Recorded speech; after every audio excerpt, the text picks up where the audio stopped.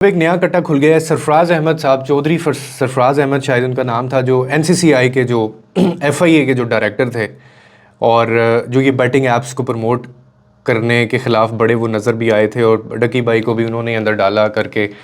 फिर अब ये सामने ख़बर आई है कि 1.5 करोड़ तकरीबन 1.5 करोड़ रुपीज़ जो है वो उन्होंने रिश्वत ली थी, इसलिए उनको हटाया गया था। और उनके साथ ये भी खबर है कि 4 और एफआईए के लोग हैं जो गायब हैं इस वक्त। लेकिन इससे पहले मैं आपको एक बात बताता हूँ। आपने कहना है पता नहीं उमर भाई ऐसे ही अपने पास से छोड़ते रहते हैं, लेकिन पता नहीं क्यों मुझे ये वाइब पहले आ रही थी। उसकी वजह ये थी कि मुझे मतलब हज़म नहीं हो रहा था कि यार ये मतलब एक डिपार्टमेंट इतना अच्छा काम कैसे करने लग गया पाकिस्तान में। मतलब मुझे हज़म नहीं हो रहा था ना ये कि ये डिपार्टमेंट इतना अच्छा काम कैसे कर सकता है। मतलब वो वाकई क्रैकडाउन कर रहा है, यूट्यूबर्स को पकड़ रहा है, एस्ट्रोलॉजी को पकड़ रहा है, रजब भट्ट को पकड़ रहा है या इनको नोटिस भेज रहा है। ये नहीं पता था कि अंदर ये वाली दाल या खीर या बिरयानी जो है वो पक रही थी।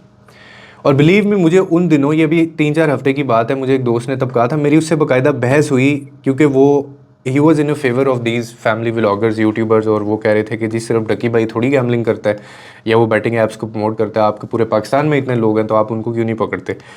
तो वो इनके बारे में भी ये जो डायरेक्टर थे जिन्होंने ये सारा शुरू किया, कैंपेन्स चलाई थी और वो इंटरव्यू धड़ाधड़ इंटरव्यू भी दिए। तो वो दोस्त मेरा तभी उसने कहा था कि ये जब इसकी खबर इनकी आई कि इनको जो है वो ट्रांसफ़र कर दिया गया है या फिर इनको हटा दिया गया है, तो उसने तब मुझे ये बात बोली थी। उसने कहा था कि ये इसने उन्होंने तो खैर ये भी कहा कि इन्होंने रजब भट्ट को बाहर जाने में भी इन्होंने मदद की थी और उस पे इन्होंने अच्छा खासा 1.5 करोड़ तो कुछ भी नहीं है, बहुत बड़ी अमाउंट ली गई थी। रजब भट्ट इसीलिए यहाँ से भागा हुआ है। तो मैंने कहा था नहीं ऐसा नहीं हो सकता यार, वो क्या कहते हैं हम लोग के मसीहा है, कि मसीहा है ये और ये अब सबको तुनेगा, और ये सबको नोटिस ये भेज रहे थे। लेकिन आज अब इसकी क्या सदाकत है कि मंसूर अली ख़ान साहब ने अपने उसमें प्रोग्राम में, शो में, उन्होंने आज रिपोर्ट किया। उन्होंने कहा कि इसके अलावा एक तो उन्होंने ये वाकई वेरीफाई किया, उन्होंने कहा कि वो जो एनसीसीआई के डायरेक्टर थे उन्होंने रिश्वत ली जिसकी वजह से, जिस बिना पे उनको हटा दिया गया था, और वो डकी भाई से ही ली थी। और इसके अलावा 4 और उन्होंने कहा, मेरी एमआई के रेफरेंस है, मेरे कोई सोर्स है, वो उन्होंने बताया कि 4 या 5 एफआई के बंदे वो गायब हैं। उसके बाद इसकी तस्दीक और सुन लें कि ये जो नियॉन करके एक चैनल है, बहुत अच्छा चैनल है, मैं देखता भी हूँ उनको, और उनके 2-3 नियॉन अपडेट्स हैं, नियॉन कुछ है, पता नहीं ईओन है, इस तरह करके, मैं शायद सही ले रहा हूँ या नाम नहीं ले रहा हूँ। मैं भी जाहिद को कहूँगा कि उनका वो चला दें इसके ऊपर ताकि आप लोगों को पता चल जाए। उनके पॉडकास्ट में बाकायदा इसकी तस्दीक इस तरह से हो गई कि उन्होंने कहा कि मैंने अपना मंसूर अली ख़ान साहब का जो प्रोग्राम था वो उसका क्लिप मैंने डकी भाई की फ़ैमिली से हमने अप्रोच किया और हमने कहा कि ये जो मंसूर अली ख़ान साहब जो बात कर रहे हैं, क्या ये सच है, इसमें सदाकत है या नहीं है, क्या आपने रिश्वत दी थी। तो उन्होंने बाकायदा उनकी फ़ैमिली में जनाब अली ये उन्होंने माना है। उन्होंने कहा जी कि हमने ये रिश्वत हमने दी थी और रिश्वत उन्होंने ली भी थी। अब आ जाए असल बात की तरफ।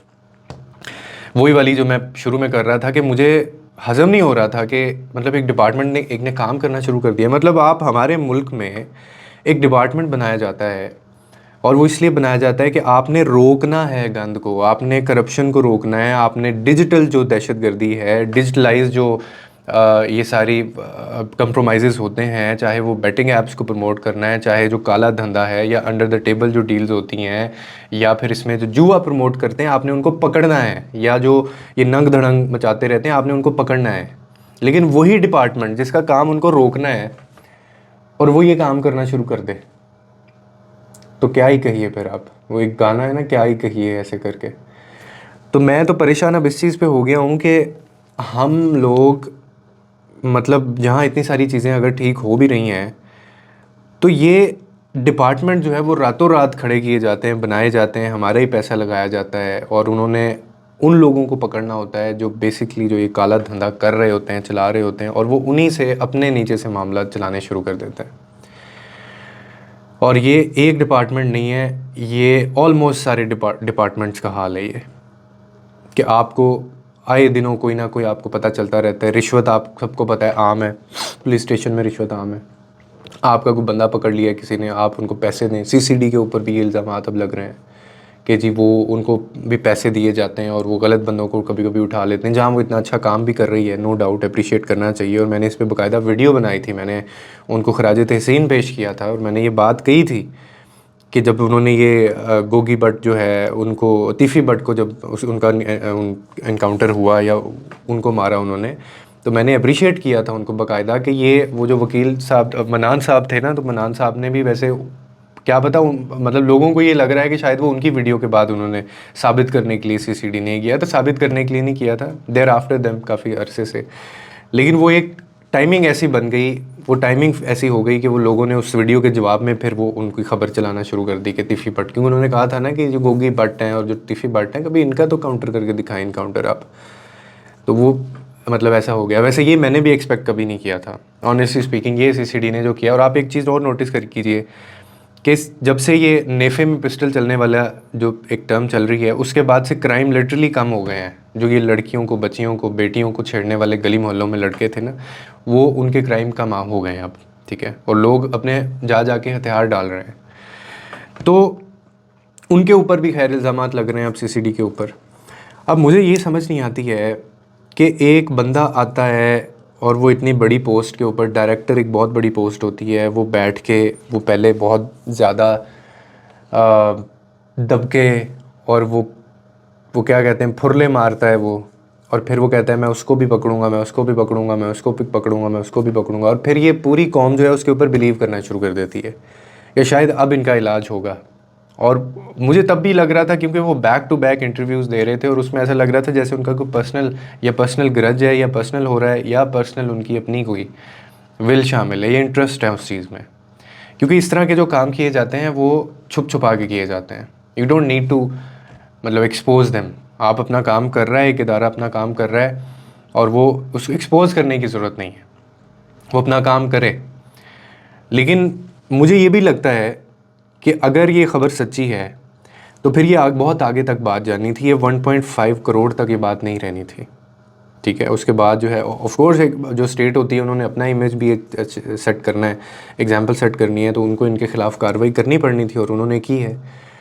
लेकिन ये मतलब अजीब है कि हम लोग एक ऐसे माशरे, एक ऐसे मुल्क में हम लोग रहते हैं जहाँ पे आप इदारों के ऊपर फिर कैसे यकीन कर सकेंगे ना। आप एक इदारा जो आपको, जिसने सपोर्ट करना है, अगर आपके साथ को आपको तंग करता है या डिजिटली आपको कोई ब्लैकमेल करता है या आपके साथ कोई तस्वीर आपकी या आईडीज़ आपकी या आपकी मतलब वो शनाख्त बन के वो कोई भी गंद फैला रहा है सोसाइटी के अंदर, तो उस इदारे का काम है कि उसने इस चीज़ को रोकना है। लेकिन वही इदारे का डायरेक्टर जो है वो पैसे ले उनको एक एस्केप देने के लिए या एक सेफ़ एग्ज़िट देने के लिए। तो दैट इज़ अ क्वेश्चन, वो बहुत बड़ा एक क्वेश्चन मार्क है। अब इस पे क्या कार्रवाई होगी, कौन करेगा, क्या इसकी सज़ा होगी, क्योंकि डकी भाई तो अंदर हैं। अब उसको उल्टा उसके ऊपर और केस डल जाएगा। ये भी डल गया होगा कि भाई तुमने रिश्वत दी क्यों, रिश्वत देना भी जुर्म है, लेकिन रिश्वत लेना जो है वो क्या जुर्म नहीं है, ये भी एक सवाल है। तो ये हमारी सोसाइटी में, पाकिस्तान में ये आम चीज़ है। मतलब ये that doesn't came to me as surprise के मतलब मैं कुछ सरप्राइज्ड नहीं हुआ इस चीज़ के ऊपर, क्योंकि ये मुझे पता नहीं क्यों पहले भी लग रहा था। मुझे कह भी रहे थे एक दो लोग जब ये बात होती थी, क्योंकि मैं बहुत एक्साइटेड था ना कि इनके ख़िलाफ़ क्रैकडाउन शुरू हो गया। मैं बहुत एक्साइटेड था, मैं खुश भी था।